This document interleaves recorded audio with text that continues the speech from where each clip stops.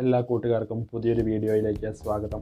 ഈ ഒരു കോവിഡിൻ്റെ കാലത്ത് വിദ്യാർത്ഥികൾ സ്കൂളുകളിലും കോളേജുകളിലേക്കും യാത്ര ചെയ്യാൻ വളരെയധികം ബുദ്ധിമുട്ടുകളാണ് നേരിട്ടുകൊണ്ടിരിക്കുന്നത്.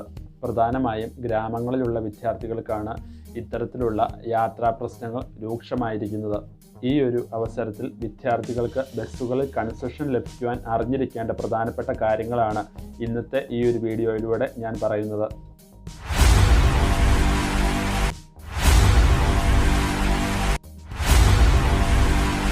കോവിഡ് പ്രതിസന്ധിയെ തുടർന്ന് മാസങ്ങളായി അടഞ്ഞുകിടന്നിരുന്ന സ്കൂളുകളും കോളേജുകളും പരീക്ഷകൾ മുന്നിൽ കണ്ടുകൊണ്ടാണ് ജനുവരി മാസം മുതൽ വീണ്ടും തുറന്നു പ്രവർത്തിച്ചു തുടങ്ങിയിരിക്കുന്നത്. സ്കൂളുകളിൽ 10+2 ക്ലാസ്സുകളിൽ പഠിക്കുന്ന വിദ്യാർത്ഥികൾക്കും അതുപോലെ കോളേജുകളിൽ എല്ലാ PG വിദ്യാർത്ഥികൾക്കും കൂടാതെ അവസാന വർഷ ഡിഗ്രി വിദ്യാർത്ഥികൾക്കുമാണ് നിലവിൽ ക്ലാസുകൾ ആരംഭിച്ചിരിക്കുന്നത്. സ്കൂളുകളും കോളേജുകളും തുറന്നതിനെ തുടർന്ന് വിദ്യാർത്ഥികളും രക്ഷിതാക്കളും ഒരുപോലെ ആശങ്കപ്പെടുന്ന ഒരു പ്രധാനപ്പെട്ട കാര്യമാണ് യാത്രാ സൗകര്യം. വിദ്യാർത്ഥികൾക്ക് നിലവിൽ പരിമിതമായ യാത്രാ സൗകര്യങ്ങൾ മാത്രമാണ് ലഭ്യമായിക്കൊണ്ടിരിക്കുന്നത്.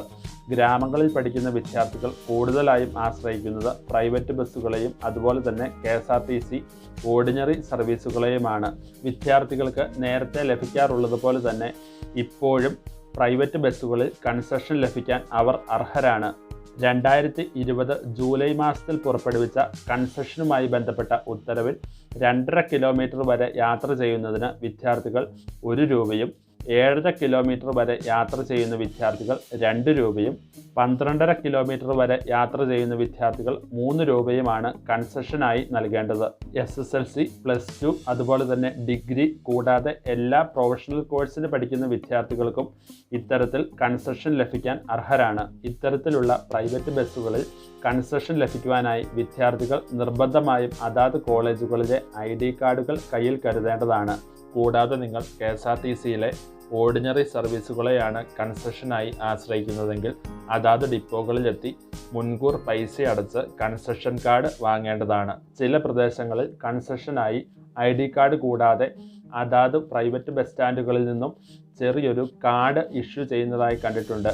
നിങ്ങൾ പഠിക്കുന്ന സ്ഥാപനത്തിലെ അധികാരികളുടെ അപ്രൂവൽ വാങ്ങിച്ചു കഴിഞ്ഞാൽ ഈ ഒരു കാർഡും നിങ്ങൾക്ക് കൺസെഷൻ കാർഡായി ഉപയോഗപ്പെടുത്താൻ സാധിക്കുന്നതാണ്.